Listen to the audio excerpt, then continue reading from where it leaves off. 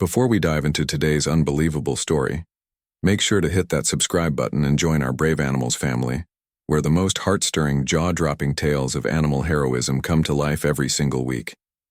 He looked like any sweet old grandpa. But the K9 knew better. And what that dog uncovered outside an elementary school would shake the entire country and lead the FBI straight into one of the darkest networks in American history. It started on a Tuesday afternoon in the quiet town of Maple Valley, Oregon, a place where kids rode bikes after school. Neighbors greeted each other by name, and nothing truly bad ever seemed to happen. Or so people thought. At 3:15 p.m., the final bell rang at Greenfield Elementary.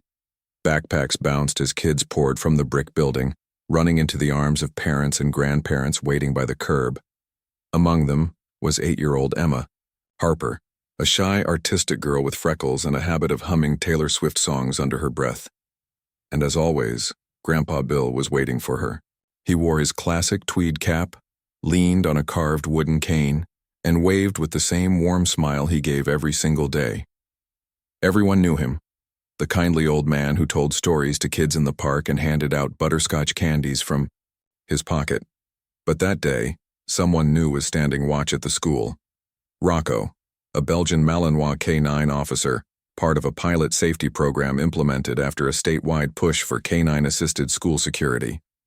Lean, focused, and with eyes that missed nothing, Rocco was paired with Officer Dana Mitchell, a seasoned former military cop with no tolerance for nonsense. Emma spotted her grandpa and began to run, but she never made it to him. Rocco shot forward, planting himself between Emma and Bill. His body stiffened, tail straight, and his lips peeled back as he let out a low, threatening growl.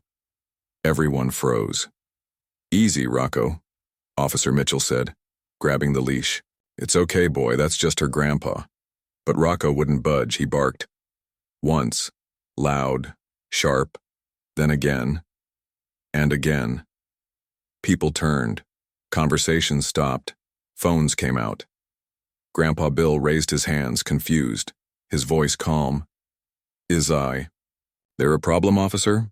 I just came to pick up my granddaughter." But Rocco kept barking, eyes locked on Bill. His entire body was trembling with intensity. Officer Mitchell narrowed her eyes, one hand on her radio. "Sir," she said, "do you mind stepping aside for a moment? Just a quick check. Protocol." Bill chuckled. "It's fine. Really. You can search me if you want. I've got nothing to hide." Emma stood several feet away now, frozen in place. Her eyes darted between the barking dog and the man she called Grandpa. Rocco wasn't done. He pulled to the side, dragging Officer Mitchell toward a rusted blue sedan parked 2 spots down. He sniffed around the back door, then let out another deafening bark. "That's my car," Bill said, frowning. "Is something wrong with it?" "Officer." Mitchell keyed her mic. "Dispatch, I'm requesting backup at Greenfield Elementary. K9 is showing strong interest in a vehicle. Plate number." She paused, reading it aloud. Backup arrived within 5 minutes. Parents were quietly told to take their kids and move along, but nobody left. Whispers spread like wildfire. The officers popped the back door of the sedan. On the surface, it looked normal. A plaid blanket on the seat, some gum wrappers, an empty thermos. But Rocco was relentless. He pushed his nose under the front seat and started scratching. They removed the floor mat. Tucked beneath it, taped to the metal frame, was a cracked burner phone and a USB drive. Officer Mitchell's stomach dropped. "We'll need to run these, now." "Grandpa." Bill stayed calm. "Ma'am," he said with a soft smile. "I think there's been a misunderstanding." Emma's voice broke the tension. "Why are they taking your stuff, Grandpa?" The man turned to her, expression unreadable. "Don't worry, sweetie, I'll be right behind you." But he wouldn't be. Because within an hour, that USB drive would be opened by cybercrime specialists. Inside were dozens of folders, each labeled with a child's name, a date, and a location. Some included short voice clips. One contained a scanned photo of a very young Emma Harper. But that wasn't her birth name, and Bill Harper wasn't Bill at all. His real name was Lester Harlan, a fugitive missing since 2004, tied to a child trafficking case that spanned multiple states and collapsed after key evidence went missing. Rocco hadn't just barked at a suspicious man. He'd barked at the gateway to a horror no one had seen coming. The FBI was called in. By nightfall, Greenfield Elementary was on the front page of every national news site. K-9 officer exposes man at elementary pickup. FBI investigating massive child exploitation ring. At the local police station, digital forensics teams worked non-stop. Files from the USB were cross-referenced with missing persons databases. One match sent shockwaves through the system. A girl named Emily Donovan reported missing 4 years ago in Arizona. Emily looked just like Emma. The woman who filed the missing person report, Sarah Donovan, a single mother who had always insisted her daughter had been taken by her ex during a bitter custody battle. The case was dismissed. No proof, no witnesses. She was labeled unstable, desperate. Now she was getting a call she never thought would come. "Ms. Donovan," said the agent on the line, "we believe we've found your daughter." Back in Maple Valley, Emma sat in a quiet room, Rocco lying by her feet. She reached out to pet him, her small hand brushing his ear. "Are you my hero?" she whispered. Rocco's tail thumped once on the floor. Sarah Donovan had never stopped looking. For 4 years, she carried a photo of her daughter tucked into her wallet. A snapshot taken at the park, chubby cheeks, 2 missing front teeth, a sunflower clip in her hair. It was all she had left after Emily disappeared. She had reported it, filed paperwork, pleaded in courtrooms, hounded detectives. But no one believed her. There was no evidence, no cameras, no forced entry. Just a custody battle that went cold and a system that stopped listening. Until the phone rang 2 nights. "Hello, Ms. Donovan, this is Agent Harper with the FBI. We believe we've located your daughter. She's alive. She's safe." Sarah's legs gave out. She dropped to the motel room floor with the phone pressed against her cheek like it was oxygen. For the past year, she'd been living in a roadside motel outside Flagstaff, Arizona, cleaning rooms during the day and praying at night. She caught the next flight to Oregon. It was pouring when she landed. The FBI met her at the gate. They brought her to a quiet building just outside Portland where child trauma specialists worked closely with federal agents. She kept wringing her hands, afraid to hope too much.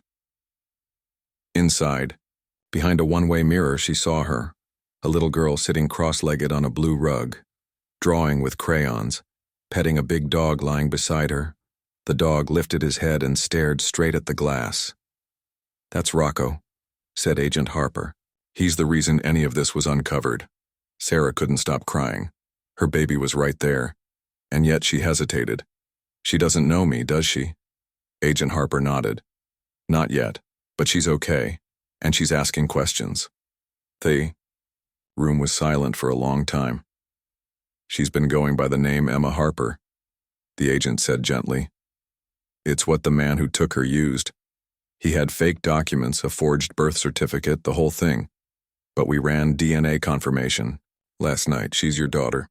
There's no doubt." Sarah pressed her forehead to the glass. She whispered the name she hadn't spoken out loud in years. Emily. They arranged the meeting for the next morning. Carefully, delicately, with counselors present and Rocco nearby, just in case. The dog had become a sort of anchor for the girl. Wherever he was, she felt safe. When Sarah stepped into the room, Emily looked up but didn't move. She glanced at Rocco, then back to the woman whose eyes mirrored her own. "Hi," Sarah said, her voice trembling. "I'm Sarah. I'm your mom." The girl's eyebrows furrowed. She looked at the crayons in her hand. "I thought my mom died." Sarah knelt, careful not to get too close. "That's what he told you, but it wasn't true. I've been looking for you every single day." Silence. Then a whisper. "You know my lullaby?" Sarah smiled through the tears.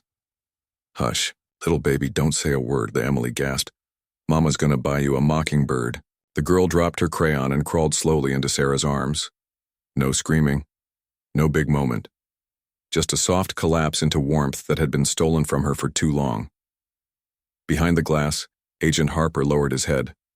Officer Dana Mitchell stood beside him, arms crossed tightly. Even she wiped a tear. Emily clung to Sarah for a long time. When she pulled back, her first question wasn't about what happened or where they would go. It was about Rocco. Can he come too? Every chance he gets, Sarah said, smiling. The next few days were a blur. Sarah was granted temporary custody and moved into a safe housing unit nearby. The girl stayed close to Rocco, who was given special visitation status by the department. Every time he entered the room, she lit up, but the emotional wounds ran deep. Emily had trouble sleeping. She would wake up sweating, calling for Grandpa, even though she now knew the truth. Her therapist said it was normal. Trauma doesn't just vanish when the danger's gone. During a quiet morning session, the therapist asked Emily what she remembered most about Lester Harlan. He smiled a lot, she said, but his eyes were cold. He told me never to ask about my mom. If I did, bad people would come and take me away. Did you believe him? I didn't want to, but he was all I had, until Rocco barked. That moment had stuck in her mind. He knew something was wrong, she said. He looked at him different, like he could see inside.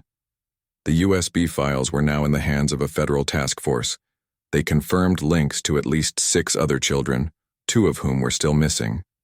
The documents outlined meeting places, coded drop-off locations, and even medical records altered to change children's identities. But the most disturbing find came from an encrypted message, partially recovered from the burner phone. It read, Operation 6 failed. Girl suspected. Initiate backup plan before end of month. Emily had been listed under Asset 4. She was scheduled for relocation in just 2 weeks. That bark had saved her in the nick of time. News spread quickly. Greenfield Elementary went into damage control mode. Parents demanded answers. Teachers felt betrayed. Even the school counselor had spoken to Grandpa Bill weekly. We trusted him, the principal said during a press conference. And he fooled all of us, except the dog. Rocco became a national symbol of bravery. Local news covered the story first. Then the major outlets picked it up. Within days, the dog who barked the truth was trending nationwide. Kids wrote letters to Rocco. Some sent drawings. Others simply said, "Thank you for saving her." At home, Emily created a scrapbook. Page 1, a drawing of her and Sarah, holding hands. Rocco beside them with a golden star above his head.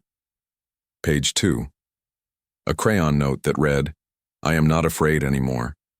Sarah knew the healing would take time. Some nights Emily still woke up screaming. Other nights she asked Sarah to sleep beside her, but there were signs of progress. She started humming again. She asked to visit the park. She laughed at cartoons. She hugged Rocco without needing a reason. One evening, while watching the sunset, from their apartment window, Sarah asked softly, "Do you remember what it felt like when you saw me?" Emily leaned her head on her shoulder. It felt like my name. That night, Sarah sat alone in the kitchen. She stared at a document given to her by Agent Harper, a medical file from a children's hospital in New Mexico. It showed an identity. Switch had likely taken place at birth. There was a note in the file. Handwritten. Confirm final placement, Lily Estrella Johnson. Subject redirected to surrogate mother with forged documents. Sarah's hands trembled. Emily might not be her biological daughter. The thought ripped through her like a blade, but then she heard laughter from the next room. Crayon scribbles. Rocco's tail thumping against the wall, and she knew it didn't matter, because blood doesn't define motherhood. Love does. Sarah closed the folder and whispered to herself, "She's mine." Outside in the quiet Oregon night, the dog who had once barked at a man no one suspected lay curled at the feet of a child who had finally come home. In the weeks following Lester Harlan's arrest, Maple Valley no longer felt like the sleepy Oregon town it used to be. The school installed new cameras. Parents walked their kids directly into the building each morning. And Rocco, the K-9 who exposed a monster, was now a local legend. Children pointed when they saw him with Officer Dana Mitchell. Some even waved signs that said, "Thank you, Rocco," from car windows. But the quiet wasn't peace. It was the kind of silence that comes after something terrible, the kind that makes people whisper instead of speak. The FBI had built their case fast. Within days, Lester Harlan was charged with felony kidnapping, identity fraud, child endangerment, and possession of materials linked to a multi-state child exploitation ring. And then came the biggest shock of all. The girl known as Emma Harper, whose real name was Emily Donovan, might not have been Sarah Donovan's biological daughter. Medical records uncovered from an abandoned clinic in New Mexico pointed to a much darker truth. Emily was possibly one of several infants taken at birth and reassigned to different identities. The document had one name handwritten in blue ink: Lily Estrella Johnson. It rocked Sarah to her core. That night, after tucking Emily into bed with Rocco sleeping at her feet, Sarah sat in the kitchen under the yellow glow of a single light bulb. In her hand was a cup of cold tea. On the table, the report. Its words blurred from tears she refused to let fall. How could the child she raised and the baby she sang to, fed, loved, and searched for, not be hers? The next morning, she met with Agent Harper. "We need to talk about the trial," he said. Sarah shook her head. "No. First, you need to tell me if she's mine." The agent didn't blink. "Sarah, what you did for that girl, the love you gave her, the fight you put up to find her. No one can take that from you, not a DNA test, not a court, no one." She wanted that to be enough. But deep down, something still ached. The trial of Lester Harlan was moved to Portland for security reasons and media control. It began quietly, behind closed doors, with minimal press access. The court knew the weight of the case. It wasn't just about one man. It was about an entire network hiding in plain sight. Lester sat at the defense table in a Navy prison jumpsuit, hair slicked back, face unreadable. He looked more like an aging librarian than a man accused of unspeakable crimes. Emily did not appear in court. Her testimony had been recorded earlier in a child-friendly setting with a psychologist present. On the third day of trial, that video was played in a hushed courtroom. The lights dimmed. The screen lit up. There she was, a small girl with big eyes, hair pulled back into a ponytail, sitting beside a golden-furred dog who laid at her side the entire time. The psychologist spoke first. "Emily, do you remember the day the dog barked?" Emily nodded. "Can you tell me what happened?" The girl stared at her hands before speaking. "He grabbed my arm really tight. He said we were going to a new school, but he wasn't smiling. He was different." She paused. "And then Rocco came. He stood in front of me. He barked really loud. I'd never seen him angry before. That's when I knew something was wrong." Gasps were heard across the courtroom. One juror wiped away tears. The psychologist asked, "Do you remember anything else?" Emily looked up and said the words, "No, one would forget. He told me my mom was dead. But I heard her in my dreams." When the lights came back on, no one spoke. The silence felt like judgment. Sarah sat in a side room nearby, holding her breath. Her attorney had told her the girl's video would be powerful, but hearing her daughter speak those words broke something open inside. She wanted to run into that courtroom, to stand face to face with the man who'd stolen everything from her.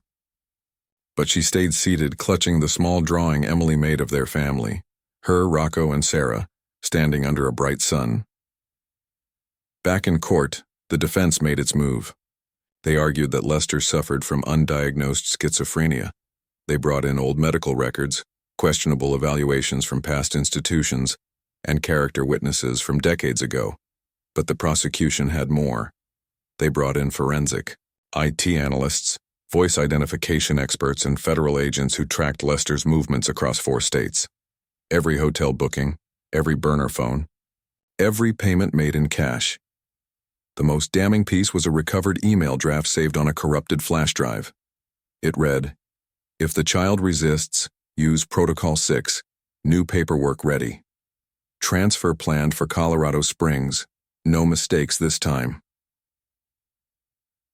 Lester's face remained blank, but his hands twitched. Officer Dana Mitchell was the final witness of the day. She stepped into the courtroom in full uniform, her K-9 partner walking confidently beside her. Rocco sat at her heel, eyes alert, like he knew this moment mattered. The prosecutor asked the question everyone had been thinking. What made Rocco react that day? Dana looked at her partner. He never reacts unless something's off. That day it wasn't just a scent, it was behavior. The man's body language, his lack of eye contact, his silence. Dogs pick up what people miss. Rocco didn't see a grandpa. He saw a threat. The jury stared at Rocco as if he were a person. Dana added, if he hadn't stepped in, that little girl would have disappeared again, probably forever. Rocco didn't flinch, just sat tall and proud. By the end of the week, the jury reached a unanimous verdict, guilty on all counts. As the judge read the sentence, 75 years in federal prison with no possibility of parole, Sarah let out a breath she didn't realize she'd been holding for 4 years. It was over, almost that night, as news stations broadcast clips of Rocco beside the judge's bench, and citizens flooded social media with messages like, "Justice, finally served," and the K-9 who saved America's daughter. Sarah sat with Emily in their small apartment. Emily had just finished brushing Rocco's fur. "Mom," she said quietly, "why did he want to take me away again?" Sarah paused. "Because people like him, they don't see kids. They see what they can get. They think no one's watching." Emily nodded. "But Rocco was watching." Sarah smiled. "Always." The little girl stood and walked to the fridge. She pulled down a piece of construction paper. On it, she had written 5 words in crayon. "I know who I am." She taped it to the wall above the couch. Sarah's eyes welled again. Not from pain this time, but from the smallest spark of peace. Rocco wagged his tail. And in that quiet little apartment, for the first time in a long time, the silence didn't feel heavy. It felt like healing. Fall came quickly to Oregon. The leaves outside Sarah and Emily's window had turned amber and red, drifting like soft confetti across their neighborhood. The air smelled of cinnamon and damp soil. For the first time in years, the world felt like it was slowing down, at least on the surface. But inside Sarah, the storm had just begun. 2 weeks after Lester Harlan's sentencing, a new file arrived from the FBI. It was handed over quietly, with a single envelope and a nod from Agent Harper. He said only one thing: "This might change things again, I'm sorry." Sarah opened the file alone that night. Emily was asleep, curled up next to Rocco, who had taken to sleeping beside her every night like a furry guardian angel. Inside the envelope were documents, brittle, stained medical records from a long-closed private clinic in New Mexico. Birth certificates, transfer logs. A list of infants rehomed under forged identities. One entry was highlighted in yellow. Name at birth: Lily Estrella Johnson. Mother: Elena Johnson. Status: relocated. Placement secured through special handling program. Handler: Lester Harlan. Sarah stared at the name, Lily Estrella. It was a beautiful name, soft, gentle. But it wasn't the name she had whispered into a crib or scribbled on birthday cards or called out while searching in parking lots and shelters. That name had been Emily. Her Emily. The next day, Sarah drove to the FBI field office in Portland. She wasn't angry, not yet. But she was desperate for clarity. "How?" she asked Agent Harper. "How does something like this happen in America?" Harper didn't pretend to have easy answers. He explained the truth the way someone might describe an old, slow-moving sickness, one that had spread over decades, infecting small towns, backdoor hospitals, and forgotten county offices. "There was a ring," he said quietly. "They found gaps in the system, places with no oversight, weak reporting, no digital backups. Babies were reassigned, sometimes for money, sometimes for favors. Lester was one of their runners, but there were more." Sarah's voice trembled. "So who was Lily Estrella? Who is my daughter?" Harper slid another photo across the table. It was taken from a security camera years ago. A young woman, barely 20, clutching her belly, entering the clinic barefoot and half-conscious. The file said she had been found on a roadside and brought in under a false name. No ID, no family. Her name was Elena Johnson. She gave birth to Lily prematurely, Harper said. 2 days later, she vanished. No discharge record. Nothing. Sarah swallowed the lump in her throat. You're telling me Emily's real mother is alive? We think so. Last we traced, she was living in a transitional housing center in Albuquerque. She has no idea her child is alive. Sarah left the office in a fog. On the way home, she stopped by a lake near their neighborhood, a quiet place where she used to sit with Emily and feed the ducks. Now she sat alone, hands gripped around the steering wheel, staring out across the still water. Was it selfish to not want to meet this woman? Or worse, was it cruel? When she got home, Emily was building a Lego house on the floor. Rocco sat beside her like a gentle giant, tail occasionally thumping. Sarah watched her daughter, her laugh, her freckles, the way she talked to the dog like he understood every word. She didn't care what the paper said. This was her child. That evening, after dinner, Sarah told Emily the truth, or at least what she could. There's a chance that when you were born, something very wrong happened. Some people gave you a different name, a different start. Emily looked confused. Like what? Sarah hesitated, then said gently, the name you had before I called you Emily was Lily. Lily Estrella. Emily blinked. Do you like it? Sarah asked. The little girl thought for a moment, then nodded. It's pretty. Then, as if flipping a switch, she added, but I'm still me. Sarah pulled her close and kissed the top of her head. Yes, you are. Days later, after a long talk with her counselor and FBI officials, Sarah agreed to meet Elena Johnson. They flew to New Mexico under tight security and entered the housing facility through a side door to avoid media attention. Elena was already waiting in a small sunlit room with a single chair and a pitcher of water. She looked nothing like Sarah expected. Young, thin, with tired eyes and a softness that didn't match her history of addiction and homelessness. Her hands trembled as she stood. Ms. Donovan, she said. Sarah nodded. I'm not here to take anything from you, Elena said. I don't know what happened. I woke up after giving birth and they told me my baby died. I believed them. She wiped a tear with the back of her hand. I dreamed about her every night. I always thought her name was Star. Isn't that silly? Sarah's heart cracked. It's not silly. It's perfect. They talked for an hour. Not about legal rights, not about DNA. Just about the little girl they both loved. One through memory, the other through life. Elena asked only one thing. Can I meet her? Just once. Just to know she's real. Sarah hesitated, then said, let's see what she wants. Back in Oregon, Emily sat on the couch with her sketchbook. She had been drawing stars. Do you want to meet the woman who gave birth to you? Sarah asked softly. Emily didn't answer right away. Finally, she looked up. Will it make her feel less lonely? Sarah smiled. I think it might. They met in the park. Emily wore her favorite jacket. Elena brought a tiny stuffed bear, one she had stitched together herself from scrap fabric. The meeting was quiet, sweet, and short. Emily didn't call her Mom. She didn't run into her arms. She simply handed her a drawing. One of 3 women and a dog, all holding hands under a night sky full of stars. Elena cried, holding it to her chest like a prayer. That night, Emily asked Sarah a question. Do I have to pick who's my real mom? Sarah knelt down beside her. No, sweetheart. You can have more than one kind of love, but only one home, and that's here, with me. Emily grinned and said, then I want to be both, Emily and Lily. She picked up her notebook and wrote across the cover in bright purple marker.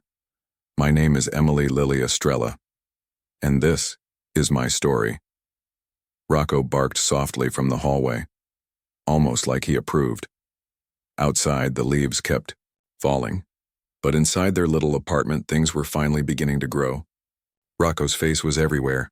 Local newspapers, national headlines, even social media feeds filled with hand-drawn posters, children's tributes, and custom t-shirts. One design read "Barked the Truth" in bold letters above a cartoon of the loyal Belgian Malinois with his chest puffed out and eyes locked on danger. But to Emily, or rather, Emily Lily Estrella, he was simply her dog. That Saturday morning, she sat cross-legged on the floor of her new bedroom, sorting through colored pens and stickers for her scrapbook. Rocco dozed nearby, his head resting on his paws, one ear twitching now and then. Each page in the scrapbook told a piece of her story. Not just the sad parts, the brave parts, the parts where she drew herself as a superhero. On page 3, she had taped a photo taken during their visit to Washington, D.C., where Rocco received a national award for his service. He wore a special medal around his neck and sat with perfect posture during the entire ceremony. "You're famous," Emily had whispered to him, giggling. But behind all the attention and praise was a deeper truth, one the media didn't see. This wasn't just about one man or one rescued girl. It was about how many others were still missing. At the FBI's regional office in Portland, Agent Harper stood before a corkboard plastered with names, maps, and sticky notes. Strings of yarn, connected locations across Oregon, New Mexico, Colorado, and parts of the Texas border. Red push pins marked confirmed transfers. Yellow ones meant suspected sites. At the center of it all was Lester Harlan, now serving a 75-year sentence, and a list of associates identified only by nicknames or initials. One stood out above the rest: J. Dalton. Harper turned to Special Agent Renee Sullivan, a sharp, data-driven investigator who had recently joined the task force. "We think Dalton was running the paperwork end, falsifying birth records, covering their tracks through clinics that no longer exist," Harper said. Renee tapped her pen on a document.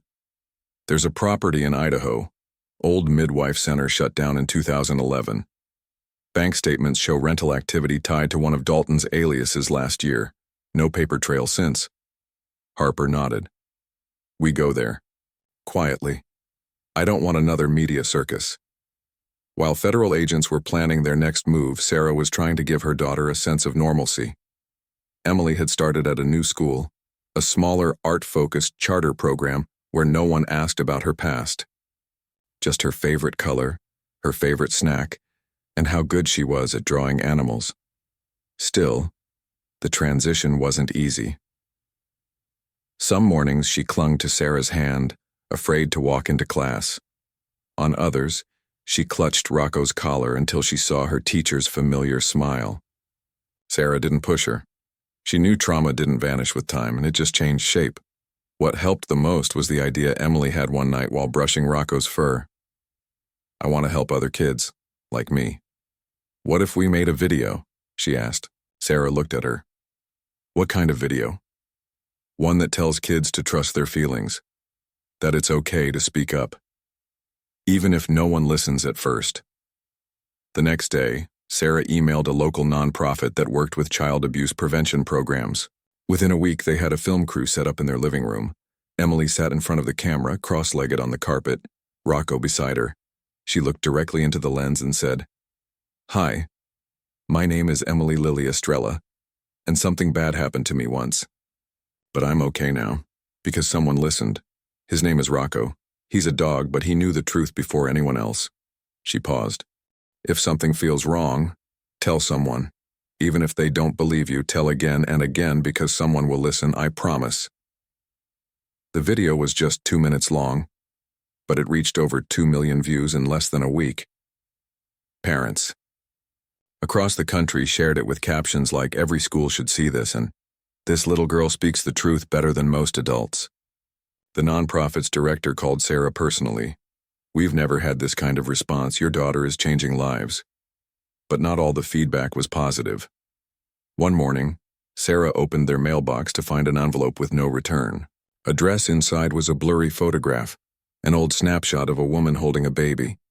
On the back, scribbled in black marker, were 3 words: "You're not done." Sarah reported it immediately. The FBI picked it up within hours. Agent Harper stood in her kitchen, holding the photo with gloved hands. "This is a message," he said. "Someone's rattled, and they're trying to scare you off." Sarah didn't flinch. Then they picked the wrong mother. Emily stood in the hallway behind her, holding Rocco's leash.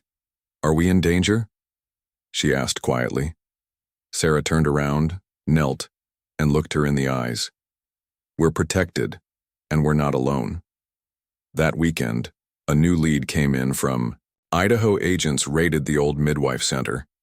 Inside, they found medical forms, a half-burned computer, and dozens of blank birth certificates. One drawer held ID tags, the kind used in hospitals, with names and dates scrawled in fading ink. Some were from as far back as 1997. Among them was one marked Lily Estrella, July 17, 2013.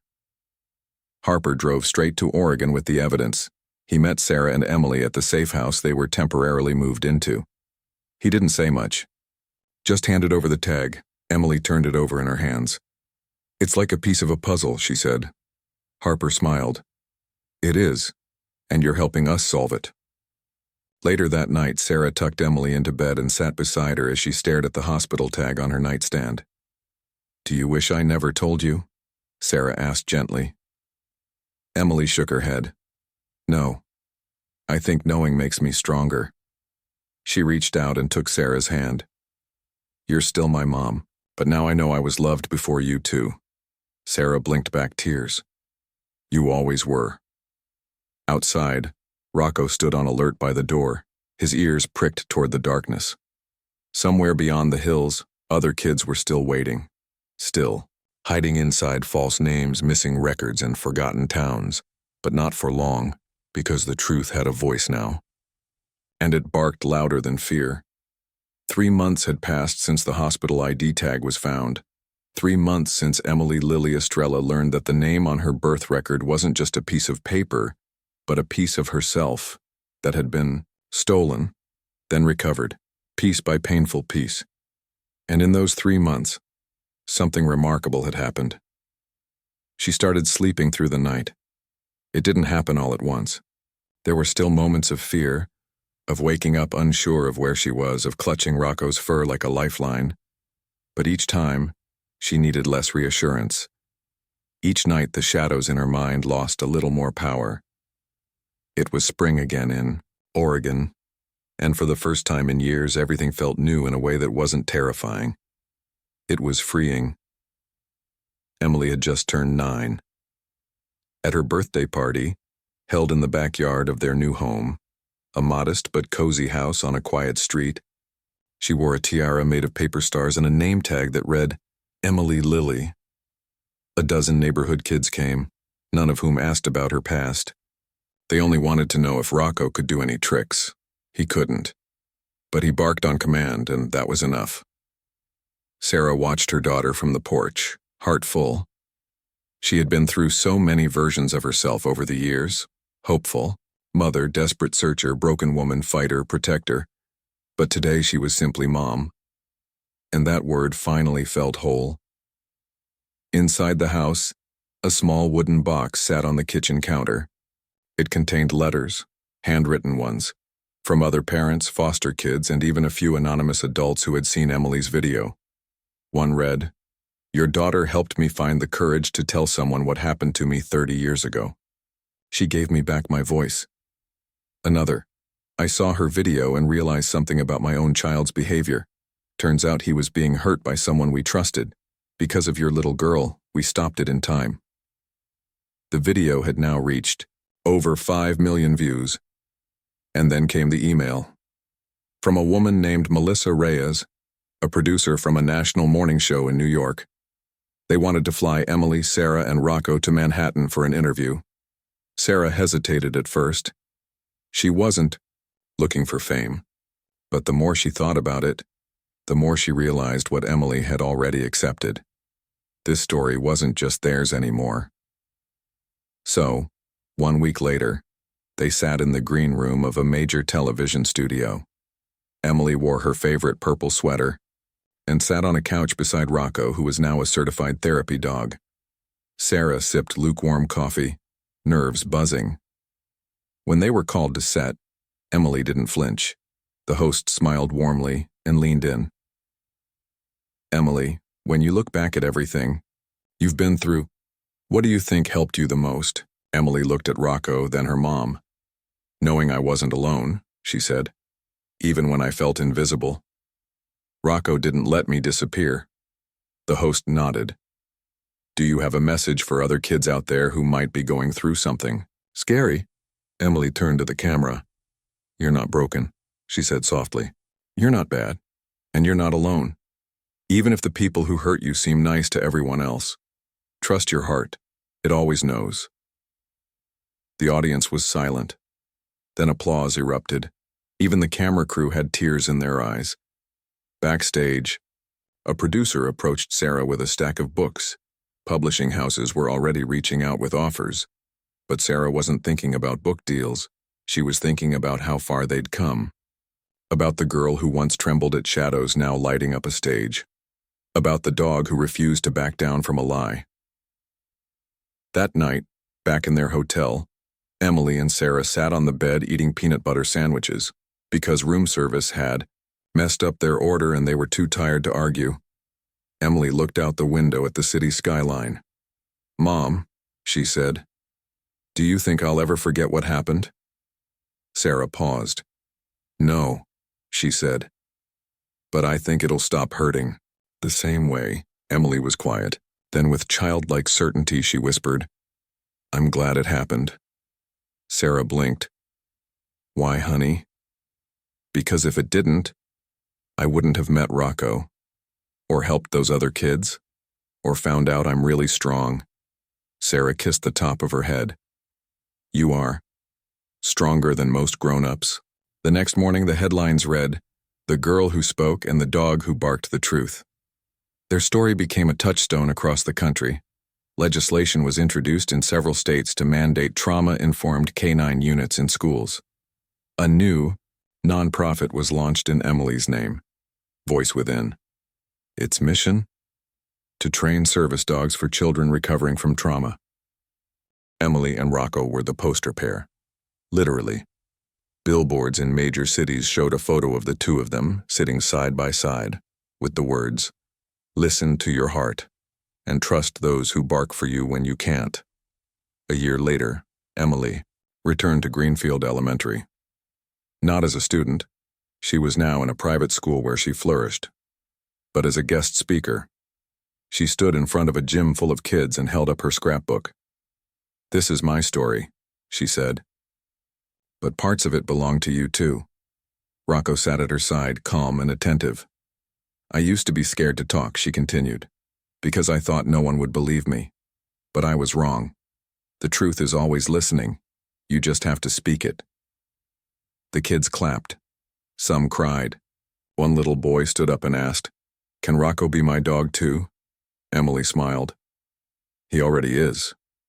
As the crowd filed out, a teacher approached Sarah. You've changed lives, she said. Sarah looked at her daughter. She changed mine. That evening back home, Sarah found a note on her pillow. It was written in purple marker. Dear Mom, I love you. Even if I had 10 names, you'd still be my forever home. And that was when Sarah realized something. The story wasn't about rescue. It was about becoming.